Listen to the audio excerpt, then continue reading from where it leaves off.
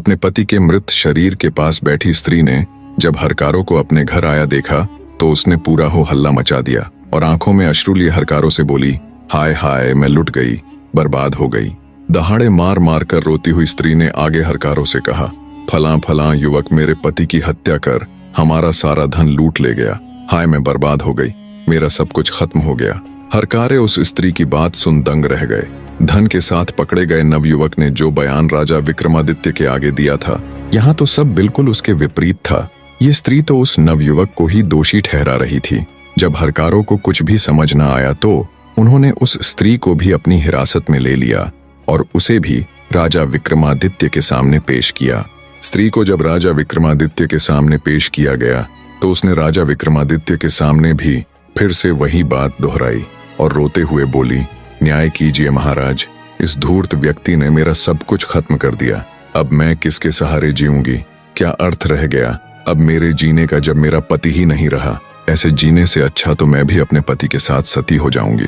स्त्री और उस नवयुवक की बात सुन राजा विक्रमादित्य भी असमंजस में पड़ गए।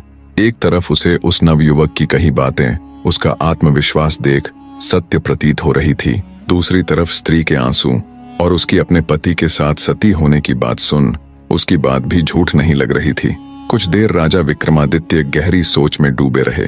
फिर उन्होंने कुछ सोचते हुए उन दोनों को अलग अलग कक्षों में बंद करने का आदेश दिया। फिर राजा विक्रमादित्य ने स्त्री के घर जाने वाले हरकारों से पूछताछ की और उनसे वहां का पूरा विवरण लिया और तुरंत एक राजवैद्य को बुलाया और उस स्त्री के मृत पति की जांच करवाई। राजवैद्य ने जब उसकी मृत्यु का कारण बताया तो सारा माजरा राजा विक्रमादित्य के आगे बिल्कुल स्पष्ट हो गया। राजा विक्रमादित्य ने उस स्त्री को बुलवाया और सख्त स्वर में पूछा, तुम्हारा पति कैसे मरा? स्त्री ने फिर से रोते हुए कहा, महाराज, वह नवयुवक मेरे घर आया और मेरे पति को मारकर हमारा सारा धन लेकर भाग गया।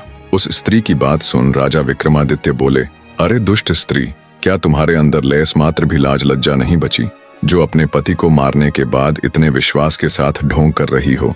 सच ही कहा है किसी ने, स्त्री का त्रिया चरित्र जाने न कोय, खसम मार के सती होए। राजा विक्रमादित्य की बात सुन स्त्री के चेहरे का रंग उड़ गया। पूरा राज दरबार हैरानी के साथ साथ असमंजस में था कि कैसे राजा इस स्त्री को दोषी ठहरा रहे हैं। सभी की उत्सुकता अपने चरम पर थी। बने रहे।